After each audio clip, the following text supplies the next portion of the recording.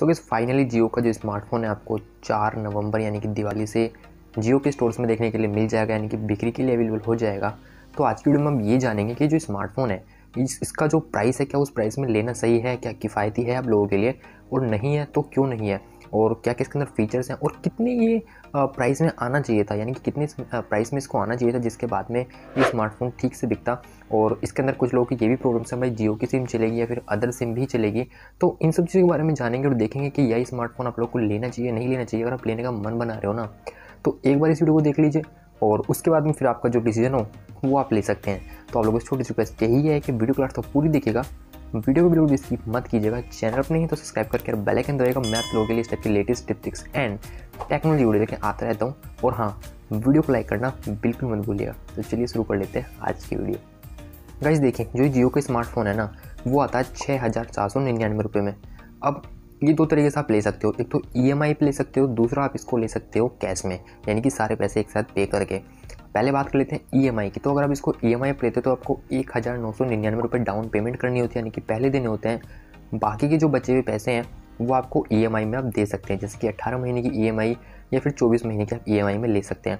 अब इसमें भी आपको 4 अलग अलग प्लान्स देखने के लिए मिलते हैं, जो कि 18 महीने और 24 महीने के हैं, जिसमें आपको जो पैसे एक पर्टिकुलर अमाउंट जो पे करना है, चाहे आप 300 रुपये कर रहे हैं, 350 या 400 कर रहे हैं प्लान के हिसाब से, उसमें आपकी EMI भी जा रही है, उसमें आपको महीने का रिचार्ज भी मिल रहा है जियो की सिम में, जो आप उस फ़ोन में चला सकते हो। तो अगर मैं बात करूँ इस ऑफ़र की, तो इस ऑफ़र से मुझे लगता है कि कुछ हद तक बेनिफिट हो सकता है आप लोग। अगर फ़ायदा नहीं है ना, तो कोई नुकसान भी नहीं होने वाला, आपको एवरेज पड़ने वाला है, क्योंकि इसमें आपको साथ में देखने के लिए मिल रहा है रिचार्ज भाई। क्योंकि अगर आप 6,499 रुपये अलग करने के बाद में 18 महीने सिर्फ 300 से ही इंटू कर दें, माफ़ कीजिएगा 18 के इंटू कर देंगे 199 से, यानी कि 199 रुपये जो जियो का बेसिक प्लान है। तो आप जो उसकी कीमत निकाल के आएगी ना, उसको माइनस करेंगे तो आपको लगेगा कि हाँ, एक अफोर्डेबल प्राइस में आपको स्मार्टफोन देखने के लिए मिल रहा है। अगर बात करूँ नो कॉस्ट EMI की। अगर मैं बात करूँ कैश की, तो कैश में कंपनी ने कुछ ऐसा नहीं बोला है कि आपको कोई ऑफर वगैरह मिलेगा, कुछ मिलेगा। तो कैश में ये स्मार्टफोन आपको पड़ेगा 6,499 रुपये का, जो मेरे हिसाब से लेना बिल्कुल सही नहीं है। अब ये लेना किसके लिए सही, देखिए कुछ लोग ऐसे हैं जो कि स्मार्टफोन मतलब एकदम से पैसे दे के नहीं ले सकते ना, और उन लोगों के लिए बेस्ट है, क्योंकि वो EMI पे ले सकते हैं 1,999 रुपये की EMI पे। साथ में आपको उन लोगों को उसी प्राइस में, यानी कि जो EMI पे करेंगे, इंस्टॉलमेंट पे करेंगे, उसी में ही उनको जियो का रिचार्ज भी देखने के लिए मिल जाएगा। तो उनके लिए भी बेस्ट है। बात करूँ कैश वालों की, तो मेरे हिसाब से कैश वालों के लिए तो कहीं से भी मुझे ठीक नहीं लगा। अगर मैं देखिए मोटा मोटा पकड़ लूँ ना मार्केट में भी, तो 6,500 से लेके जो जियो का प्राइस है 7,000 के बीच में, 400-500 का डिफरेंस है। इस बीच में आपको काफ़ी सारे स्मार्टफोन्स दिख रहे हैं भाई, और फीचर्स जो हैं वो बढ़िया ही हैं। जियो फ़ोन में फीचर अच्छे हैं। अगर जियो का स्मार्टफोन 5,000 से नीचे आता, ठीक है, जैसे कि मैंने आपको पहले भी अपनी वीडियोज़ में बताया है, अगर ये 5,000 से नीचे आता ना, तो भाई गजब चलता है एकदम, ये तबाही मचा देता है। जैसे कि जियो ने खुद बोला कि वर्ल्ड का सबसे सस्ता 5G, तो वो माफ़ कीजिएगा सबसे सस्ता 4G स्मार्टफोन। तो यार अभी तो ये होता हुआ नहीं दिख रहा, क्योंकि वर्ल्ड का सबसे सस्ता तो ये इंडिया का ही सबसे सस्ता 4G नहीं है यार, इंडिया में भी सस्ते 4G स्मार्टफोन्स आ रहे हैं।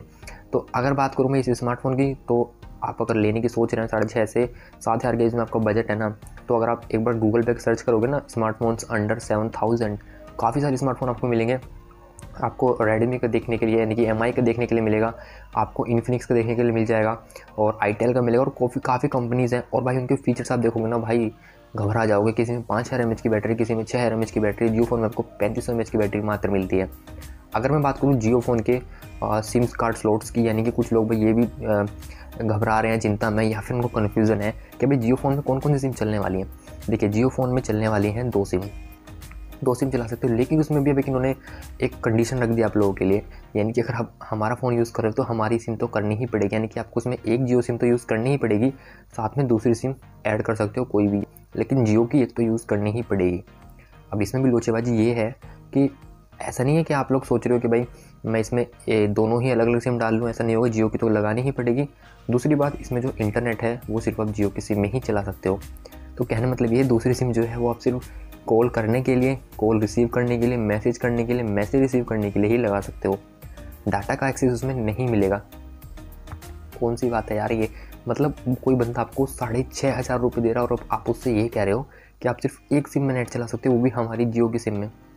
यार कम से कम आपने जब दूसरी सिम का एक्सेस दिया है कि आप दूसरी सिम लगा लीजिए, तो उसमें नेट चला के देने में क्या प्रॉब्लम है। तो ये कुछ बातें हैं जो जियो की स्मार्टफोन को कुछ लिमिटेशंस में बांध देती है। अगर कोई यूज़र खरीदने जाएगा ना, तो वो अगर इस चीज़ को कंपेयर, सिर्फ इसी चीज़ को कंपेयर कर लेगा ना कि डबल सिम वाला जो सीन है ये अदर स्मार्टफोन से जो अंडर 7000 है, बिल्कुल नहीं खरीदेगा, बिल्कुल भी। ठीक है, मैं आपको बता रहा हूँ ये बात, और ये बात आप भी समझ लीजिए।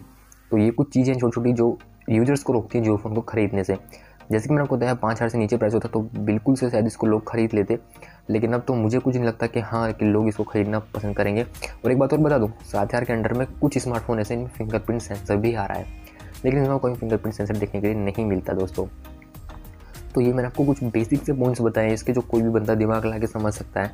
तो मैं आपको यही कमेंट करूँगा, अगर आप ये वीडियो देखने हैं ना, क्योंकि आपको जियो फ़ोन ख़रीदना है, तो आप लोग समझ गए होंगे। एक बार जाके स्मार्टफोन अंडर 7000 डालिए, सर्च कीजिए, और उसके बाद में उसको देखिए। आपको अच्छा लगता है ना जियो फ़ोन से कंपेयर करने के बाद में, तो बिल्कुल डेफिनेटली ले लीजिए। और अगर आपको EMI पे कोई स्मार्टफोन चाहिए तो जियो का स्मार्टफोन आप ले सकते हैं, जो ये भी जियो फ़ोन नेक्स्ट है, 1999 की डाउन पेमेंट करके। तो दोस्तों, आपको आज की वीडियो कैसे लगी मुझे कमेंट करके जरूर बताइए। और आपको जियो फ़ोन नेक्स्ट कैसा लगा? आपको लगता है कि सही प्राइस में लॉन्च हुआ है, या फिर आपको भी लगता है कि 5000 से नीचे कम से कम लॉन्च होना चाहिए था? मुझे कमेंट करके जरूर बताइएगा नीचे कमेंट बॉक्स में। चैनल को सब्सक्राइब करके बेल आइकन दबा लीजिए। मैं मिलूंगा आपसे ऐसी किसी एक नेक्स्ट वीडियो, तो देख लीजिए। जय हिंद, वंदे मातरम।